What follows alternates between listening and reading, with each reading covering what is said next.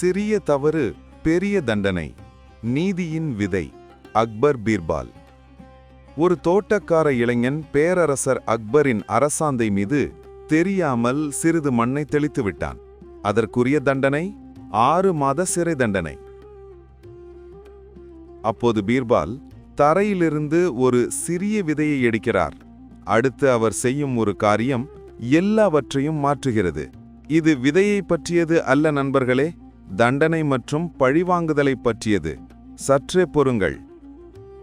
இக்கதை முடியும் போது தண்டனையை பற்றிய உங்கள் பார்வையை மாற்றிக்கொள்வீர்கள். இக்கதை அக்பர், பீர்பால் மற்றும் விதையும் ஞானத்தை பற்றியது. வணக்கம் இனிய நண்பர்களே, வருக வருக. என்னோடு அமருங்கள். இன்று உங்களை 100 வருடங்கள் பின்னோக்கிய ஒரு பயணத்திற்கு அழைத்துச் செல்வேன். மகத்தான முகலாய பேரரசான தங்கமான பேரரசர் அக்பர், அவரின் அறிவாளியான அரசவைக்கு மதியுகமான ஆலோசனைகள் சொல்லும் பீர்பால் அவர்களிடம். இந்த சேனலுக்கு நீங்கள் புதிதென்றால் பீர்பாலை பற்றி ஒரு சில வார்த்தைகள். அவர் ஆலோசகர் மட்டுமல்ல, அரசர்களுக்கு கற்பித்த ஒரு ஆசிரியர், நகைச்சுவையை பயன்படுத்திய ஒரு தத்துவஞானி. பேரரசர் அக்பரின் கோபத்தையே தனது ஞானத்தால் சவாலுக்கு அழைத்தவர். அப்புறம் இன்றைய கதை மிக அழுத்தமாக நீதி, இரக்கம் மற்றும் தண்டனை, ஞானத்திற்கு இடையிழையும் மெல்லிய வித்தியாசத்தை சொல்லப்போகிறது. வாருங்கள், திறந்த மனதுடன் உங்களை ஆக்ராவின் ராஜ தோட்டத்திற்கு ஒரு அழகான காவை வேளையில் அழைத்துச் செல்கிறேன். ஒரு ரம்மியமான காவையில் ஆக்ராவின் ராஜ தோட்டத்தில் பொழுது புலர்கிறது. ரோஜா இதழ்களில் இன்னும் பனித்துளி ஒட்டியிருக்கிறது. மயில்கள் தங்கள் காலை பாடலை பாடுகின்றன. பளிங்கு நீரூற்றுகள் காலை ஒளியில் ஒளிர்கின்றன. இந்த சொர்க்கம் போன்ற இடத்தில் பேரரசர் அக்பர் நடந்து வருகிறார். அரசர்க்குரிய சிவந்த மேன்மையான பட்டாடையை தங்க நிறத்தில் சித்திர தையல் வழைப்பாடுடன் அணிந்திருக்கிறார். தனிமையில் இனிமையான அந்த நேரம் அவருக்கு முக்கியம் வாய்ந்தது. பின்னர் வரப்போகும் அரசவை வேலைகளுக்கு முன்னர் தெளிவான வானம், மென்மையான தென்றல் காற்று, எல்லாம் மிகச்சரியாக உள்ளது. ஆனால் நமக்கு தெரியும், முழுமை என்பது எப்போதும் நிலைத்திருக்காது. ஒரு நொடியில் குலைந்து விடலாம். அரசருக்கு மிக அருகே ஒரு தோட்ட வேலை செய்யும் இளைஞன் வேலிகளை சரிபார்த்து கொண்டிருக்கிறான். அவனை ராமு என்று அழைப்போம். அவனுக்கு 17 அல்லது 18 வயது இருக்கலாம். அவனது கைகள் வேலை செய்து காய்பேறி உள்ளன. எளிய உடை அணிந்திருக்கிறான். அரசரை கண்டதும் அவனது கை நடுங்குகிறது. இந்து தேசத்தின் பேரரசர் எல்லா நாளும் நீங்கள் வேலை பார்க்கும் இடத்தில் நடக்க வாய்ப்பில்லை அல்லவே? உங்களால் கற்பனை செய்ய முடிகிறதா? இந்த பேரரசின் சக்தி வாய்ந்த மனிதன் சில அடிகள் தள்ளி நிற்கிறார். ஆனால் நீயோ நடுங்கும் கரங்களுடன் வேலையை சரி செய்து கொண்டிருக்கிறாய். ராமு மெதுவாக ஓரக்கண்ணால் அரசரை பார்த்து கொண்டே தனது வேலையில் கவனம் செலுத்த ஆரம்பிக்கிறான். அந்த நேரம் பார்த்து அவனது மண்வெட்டி கை தவறி கீழே விழுகிறது. அது விழுந்த வேகத்தில் ஈரமான கரிய மண் காற்றில் பறந்து, ஐயோ, நேரடியாக அரசரின் தூய பட்டாடையின் மீது விழுகிறது. அரச தோட்டமே அமைதியுடன் ஸ்தம்பித்தது. பறவைகள் பாடுவதை நிறுத்திவிட்டன. நீரூற்றுகள் நீரோட்டத்தை நிறுத்தி கொண்டன. காற்று கூட ஒரு நிமிடம் தனது மூச்சை நிறுத்தி கொண்டது. அக்பரின் முகம் மாறுகிறது. அவரின் முகத்திலிருந்து அமைதி குலைந்தது. அவரது கண்கள் ஒரு மின்னல் வேகத்தில் கோபமுகமாக மாறியது. அவரது தாடை இறுகியது. அவரது பேச்சு சத்தத்துடன் மட்டுமல்ல, மலைகளின் மீது மோதி வரும் இடியை ஒத்தது. என்ன தைரியம் இருந்தால் அரசரின் பட்டாடையை களங்கப்படுத்துவாய்? எங்கே காவலர்கள்? காவலர்கள் தங்களது கவசம் முழங்க ஓடி வந்தனர். இந்த தோட்டக்காரனை பிடியுங்கள். அவனை 6 மாதம் நிலவரையில் தனியாக அடைத்து வையுங்கள். நண்பர்களே, உங்களால் இந்த சூழலை அனுமானிக்க முடிகிறதா? அந்த பாவப்பட்ட தோட்டக்காரன் ராமு மண்டியிட்டு அமர்ந்தான். அவனது முகம் பால் போல வெளுத்தது. உடல் முழுக்க நடுங்கியது. 6 மாதம் நிலவரையிலா? அதுவும் ஒரு விபத்து போல நடந்த செயலுக்கா? ஒரு சிறிய அறியாமல் இழைத்த செயலுக்கா? அவனது மனதில் என்னவெல்லாம் ஓடிக்கொண்டிருக்கும்? உடல்நிலை சரியில்லாத தாயார், தனது வருமானத்தை நம்பியிருக்கும் சிறிய தங்கைகள். ஒவ்வொரு நாளும் அவன் உணவு கொண்டு வந்தால் அனைவருக்கும் அன்று சாப்பாடு கிடைக்கும். அவனது நடக்க முடியாத வயதான தந்தையின் நிலை? 6 மாதம் நிலவரையிலா? அது அவனுக்கு தண்டனை அல்ல, அக்குடும்பத்திற்கு அமைந்த மரண தண்டனை. அந்த காவலர்கள் முன்னேறி தோட்டக்காரனின் தோலை பிடித்தனர். சரியாக அந்த நேரத்தில் ஒரு அமைதியான குரல் அந்த சூழலின் இறுக்கத்தை ஒரு கத்தி போல அறுத்து வந்தது. என்னை மன்னியுங்கள் ஜஹான்பனா. எல்லோரும் திரும்பினர். அது பீர்பால். நண்பர்களே, பீர்பால் ஒரு சாதாரண ஆலோசகர் அல்ல. அவர் குரலை உயர்த்துவதில்லை, பரபரப்பு அடைவதில்லை, உடல் ரீதியாக காவலர்களை தடுப்பதில்லை. சும்மா முன்னே நடந்து அமைதி நிதானத்துடன் பேரரசை வணங்கி கூறுகிறார். ஜஹான்பனா, இந்த தண்டனை நிறைவேறும் முன்னர் உங்களை ஒன்று கேட்கலாமா? அக்பர் முகம் இன்னும் கோபத்தில் புகைந்து கொண்டிருக்கிறது. அவரது தாடை இறுகி வலிக்க ஆரம்பிக்கிறது. ஆனால் அவருக்கு பீர்பாலை தெரியும். அவரை நம்புகிறார். மெதுவாக அனுமதிக்கிறார். சரி, பேசு. நண்பர்களே, பீர்பால் இதை சிறப்பாக செய்வார். அவர் விவாதிக்கவில்லை, விரிவுரை அளிக்கவில்லை, நீங்கள் தவறு இழைத்து விட்டீர்கள் பேரரசே என்றெல்லாம் கூறவில்லை. போதிக்காமல் கற்றுக் கொடுக்கிறார். தலைவர் எப்படி வேலை செய்கிறார் என்று பாருங்கள். அந்த சர்ச்சைக்குரிய மண்ணில் அமர்ந்து மிகச் சிறிய ஏதோ ஒன்றை கையில் எடுக்கிறார். தனது விரல்களுக்குள் வைத்து அனைவரிடம் காட்டி, பேரரசே இது என்ன என்று கேட்கிறார். முழு தோட்டமும் அவரையே கவனிக்கிறது.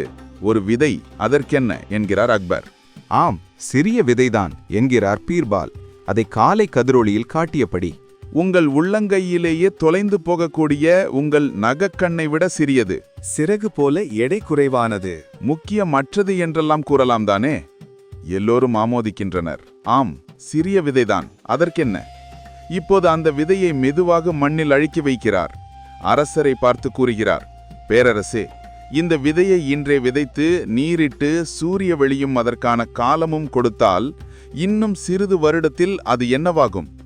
மெதுவாக நிறுத்தி எல்லோரும் சாய்ந்து பார்க்க, இந்த மிகச் சிறிய முக்கியமற்ற விதை ஒரு நாள் வலிமையான பெரிய ஆலமரமாக முடியும். அப்போது அதன் கிளைகள் இந்த முழு தோட்டத்தையும் வியாபித்து பல பேருக்கு தகிக்கும் வெயிலிலிருந்து நிழல் கொடுக்கும். அதன் வேர்கள் மண்ணை கிழித்து கொண்டு வளர்ந்து மழை நாளில் மண்ணரிப்பை தடுக்கும். பறவைகள் அதன் கூடுகளை அதன் மேலே கட்டி தலைமுறை தலைமுறையாக தனது வம்சத்தை தழைத்தோங்க செய்யும். வழிப்போக்கர்கள் அதன் நிழலில் இளைப்பாரி அவர்களது பயணத்தை சுலபமாக்குவர். குழந்தைகள் அதன் குடை போன்ற நிழலில் விளையாடி தங்கள் வாழ்க்கையின் அரிய நினைவுகளை உருவாக்குவர். விவசாயிகள் அறுவடை நேரத்தில் அதன் நிழலில் அமர்ந்து தங்கள் கதைகளை பரிமாறியபடி உணவு உண்ணுவர். முதியோர் தங்கள் அந்திம காலத்தை அதன் நிழலில் இளைப்பாரி அமைதியாக கழிப்பர். ஒரு சிறிய விதை, அளவற்ற வரங்கள், பல நூறு உயிர்களின் வாழ்வை தொட்டுச் செல்லும். எல்லாம் நமது கண்ணாலேயே காண முடியாத ஒரு சிறு விதையிலிருந்து. தோட்டம் இன்னும் அமைதியாக உள்ளது. ஆனால் இது வேறு விதமான அமைதி. மக்கள் பாதத்தில் உறைந்திருக்கவில்லை. அவரது பேச்சை கவனமாக கேட்கிறார்கள். அவர்களின் மனது திறக்கிறது. பீர்பால் அழைத்துச் செல்கிற இடத்திற்கு செல்கிறார்கள். இப்போது பீர்பாலின் குரல் அமைதி அடைகிறது. மேலும் தீவிர தொனியில் கூறுகிறார், ஆனால் ஜஹான்பனா, யோசித்து பாருங்கள். எல்லோரும் தங்கள் மூச்சை பிடித்து கேட்கிறார்கள். இந்த விதையை விதைக்காமல் கோபத்தில் எனது காலுக்கு கீழே போட்டு மிதித்தால் என்னாகும் என்று கேட்டபடி தனது காலை அந்த விதையின் மேலே எடுத்துச் செல்கிறார். இந்த சிறிய விதை என்னை வெறுப்பேற்றியது, அதனால் இதை அழிக்க வேண்டும் என்று நான் சொன்னால் அந்த நேரம் என்ன நடக்கும்? ஒரு சிறிய கோபம், ஒரு சிறிய ஒரு நொடி ஆத்திரம் நான் இவ்வளவு நேராக கூறிய எல்லாவற்றையும் சிதைத்துவிடும். அது கொடுக்கும் எல்லா நிழலும் போனது. அது கொடுக்கும் எல்லா பழங்களும் போனது. பறவைகள் கட்டியிருக்கும் கூடுகள் போனது. அங்கு இருக்கும் கூட்டில் பறவைக்கு குஞ்சுகள் பிறந்தே இருக்காது. அந்த குழந்தைகளின் விளையாட்டு நினைவுகள் கிடையவே கிடையாது. அங்கு இளைப்பாறிய வழிப்போக்கர்கள், அவர்களுக்கு இளைப்பாறுதல் இல்லை. அது தொட்டிருக்கக்கூடிய பல பேரின் வாழ்க்கைகள் அனைத்தும் மாறியிருக்கும். எல்லாம் நான் அந்த ஒரு நொடி கோபத்தால், அதிலும் மிகச் சிறிய ஒன்றின் மீது பட்ட கோபத்தால். இப்போது பேரரசர் அக்பரின் கோபம் சிறிது அசையத் தொடங்கியது. அவரது கண்ணில் இன்னும் அந்த சீற்றம் சிறிது இருந்தாலும் வேறு சிறிதும் உள்ளே போகிறது. சந்தேகம், யோசனை, சிந்தனை. நடுங்கும் தோட்டக்காரரை பார்க்கிறார். பின்னர் நிலத்தில் கிடைக்கும் விதையை நோக்குகிறார். பின்னர் மீண்டும் பீர்பாலை பார்க்கிறார். பீர்பால் மேலும் சொல்கிறார், மென்மையான இரக்கம் கூடிய குரலில், ஜஹான்பனா, இந்த இளைஞன் ஒரு சிறிய அறியாமல் செய்த தவறு இந்த விதையை போன்றது. மிக விரைவாக தற்செயலாக நிகழ்ந்துவிட்டது. ஒரு கணம் பதட்டத்தில் நிகழ்ந்தது. லேசாக கை தவறி நிகழ்ந்த சிறு விபத்து. ஆனால் அவனை 6 மாதம் கடும் தண்டனையில் ஆழ்த்தினால், ஆத்திரம் நம்மை வழிநடத்தினால், அவனை மட்டுமல்ல, அவனை சார்ந்த அனைத்தையும் நாம் அழித்து விடுவோம். தோட்டக்காரரை சுட்டிக்காட்டி, ஆனால் அனைவரிடமும் பேசுகிறார். அவரது குரலில் வலிமை கூட்டி, அவனது வருமானத்தை நம்பியிருக்கும் அவனது தாய்க்கு எப்படி உணவு கிடைக்கும்? எப்படி வாழ்வாள்? அவனது இளைய சகோதரிகளுக்கு இவ்வுலகில் எப்படி பாதுகாப்பு கிடைக்கும்? அவனது நடக்க முடியாத வயதான தந்தையின் நிலை? இவர்கள் அனைவரையும் யார் பாதுகாப்பார்? அவரது இறுதி காலத்தில் யார் அவரை காப்பார்? இது ஒரு மனிதனுக்கான தண்டனை அல்ல ஜஹான்பனா. இந்த ஒரு துளி கோப விதை ஒரு பெரிய மரம் முழுக்க வாழும் உயிர்களை அழித்துவிடும். பேரரசை நேரே நோக்கி கூறுகிறார், சிறிதும் தீர்ப்பு சொல்லும் தொனியினின்றி. முழுக்க சத்தியம் நிறைந்த பார்வையில் அரசாங்கத்திற்கு நாம் என்ன பாடம் கற்பிக்கப் போகிறோம்? அதிகாரம் என்பது கருணையற்றது என்றா? ஒரு சிறிய கரை ஒரு துணியை துவைத்துக் கொள்ளலாம், வேறொரு துணி வாங்கிக் கொள்ளலாம். அது அனைத்தும் ஒரு மனித உயிருக்கு இணையாகுமா? நீதிமான் என்பவர் வெறுமனே கோபம் அணிந்த ஒரு கோமாளியா? அதுதான் நாம் விட்டுச் செல்ல விரும்பும் மரபா? தோட்டம் அமைதியடைந்தது. ஆனால் நண்பர்களே, இது வேறு விதமான அமைதி. அதிர்ச்சி கொண்ட அமைதி, சிந்திக்கும் அமைதி, மனது திறக்கும் அமைதி, இதயங்கள் மென்மையடையும் அமைதி. அக்பர் தனது உடையை கவனிக்கிறார். அந்த மண் ஏற்கனவே உதிர ஆரம்பித்து விட்டது. தட்டிவிடும் தூசியாக மாறிவிட்டது. ஒன்றுமே தெரியவில்லை. அந்த தோட்டக்கார இளைஞரை பார்க்கிறார். அக்பர் முதலில் வாழ ஏந்திய போது இருந்த வயதுதான் அவனுக்கு இருக்கும். அவனது முழு வாழ்வும் அவன் முன்னே இன்னும் உள்ளது. அவனது வாழ்க்கையே ஒரு நூலிழையில் தொங்குகிறது. அழிவிற்காக அல்லது அழிவிலிருந்து மீட்கும் ஒரு சிறிய முடிவுக்காக. நண்பர்களே, அக்பரின் முகத்தில் தெரியும் இந்த மாற்றத்தை கவனியுங்கள். வெயிலில் கரையும் பனி போல அவர் முகத்தில் இருந்த கோபம் காணாமல் போகிறது. கோபம் இருந்த இடத்தில் ஞானம், புரிதல், வெட்கம் கூட வந்துவிட்டது. எல்லாம் புரிந்து கொண்ட அமைதியான குரலில் கூறுகிறார், நீ சரியாக சொன்னாய் பீர்பால். அவர் கூறியது 3 வார்த்தைகள். அமைதியான குரலில், ஒரு சிறிய மண் துகளை மலை போல சித்தரித்து விட்டேன். தோட்டக்காரரை நோக்கி கூறினார், எழுந்திரு இளைஞனே. நடுங்கிய கால்களுடன் எழுந்திருந்தான். அவனது கன்னங்களில் அழுகை ஓடுகிறது. ஆனால் அது பயத்தால் அல்ல, நம்ப முடியாத ஆச்சரியத்தால், நம்பிக்கையால். உன்னை மன்னித்து விட்டேன் என்று உறுதியாக கூறினார் அக்பர். வருங்காலத்தில் மிகுந்த கவனமாக இரு. ஆனால் இதை அறிந்து கொள், எல்லோரும் தவறு செய்யலாம், பேரரசர்கள் கூட. பீர்பாலை நோக்கி ஒரு புன்னகையுடன் கூறினார், எது முக்கியம் என்றால் நாம் தவறு செய்வதல்ல, அதிலிருந்து நாம் என்ன கற்றுக்கொள்கிறோம் என்பதே. இப்போது உனது வேலையை செய். உனது குடும்பத்திடம் திரும்பிச் செல். உனது அம்மாவிடம் சென்று சொல், இந்துஸ்தானத்தின் பேரரசர் மன்னிக்கக்கூடிய ஒரு மகனை அவர் வளர்த்துள்ளார் என்று. அந்த தோட்டக்காரரால் அவரது அழுகையின் ஊடாக பேச முடியவில்லை. நன்றி ஜஹான்பனா, எப்போதும் உங்கள் கருணையை மறக்க மாட்டேன். எனது பேர குழந்தைகளுக்கு இக்கதையை கூறுவேன். எனது மனம் மாறும் முன்னே சென்றுவிடு என்றார் அக்பர். ஆனால் எல்லோருக்கும் தெரியும் அவர் நகைச்சுவைக்காக கூறுகிறார் என்று. ஏனெனில் சூழல் இப்போது மிகவும் இலக்கமாகிவிட்டது. தோட்டக்கார இளைஞன் வேகமாக செல்ல, இன்னும் சிறிது அதிர்ச்சியுடன், இன்னும் முழுவதுமாக நடந்ததை நம்ப முடியாமல், பீர்பால் தனது கையில் இருந்த தூசியை உதிரியபடியே புன்னகையுடன் சொல்கிறார், ஜஹான்பனா, ஞானமற்ற நீதி மாறுவேடத்தில் பழிவாங்குதல் போல ஆகிவிடும். உண்மையான நீதி எந்த குற்றத்தின் பின் விளைவையும் எதிர்த்து நிற்கும். உண்மையான நீதி நாம் எல்லோரும் மனிதர்கள், தவறிழைக்கக்கூடியவர்கள், இரக்கத்தை நோக்கி இருப்பவர்கள் என்பதை கூறும். மேலும் உண்மையான நீதி எப்போதும் மன்னிப்பை வழங்கும். அக்பர் பீர்பாலின் தோளில் கையை வைத்து கூறுகிறார், எனக்கு மிகவும் முக்கியமான ஒரு பாடத்தை இன்று கற்றுக் கொடுத்து விட்டாய் நண்பா. இந்த அரிய அரச உடையை விட. அந்த நாளிலிருந்துதான் அக்பர் மாறியதாக ஒரு கதை உள்ளது. அவர் அப்போதும் வலிமையான அரசராகவும் வலிமை மிக்க போர் வீரராகவும் இருந்தார். ஆனாலும் அவர் அரசர்தான். ஆனால் இப்போதோ யார் ஒருவருக்கும் குற்றவாளியோ உதவியாளரோ எதிரியாக இருந்தாலும் ஒரு தண்டனை அளிக்கும் முன் நிறுத்தி யோசிப்பார். ஆசுவாசப்படுத்திக் கொண்டு அவர் தன்னிடமே ஒரு சிறிய கேள்வியை கேட்டுக்கொள்வார், இது நீதியின் பேச்சா அல்லது என் கோபத்தின் பேச்சா என்று. அந்த ஒரு கேள்வி, அந்த சிறிய சிந்திக்கும் நொடி, அதுதான் அவர் அரசாட்சி புரியும் விதத்தை மாற்றியது. அந்த விதை, அந்த உண்மையான பீர்பால் விதைத்த விதையா? பாரம்பரியம் கூறுகிறது அது மிகப்பெரிய ஆலமரமாக வளர்ந்தது என்று.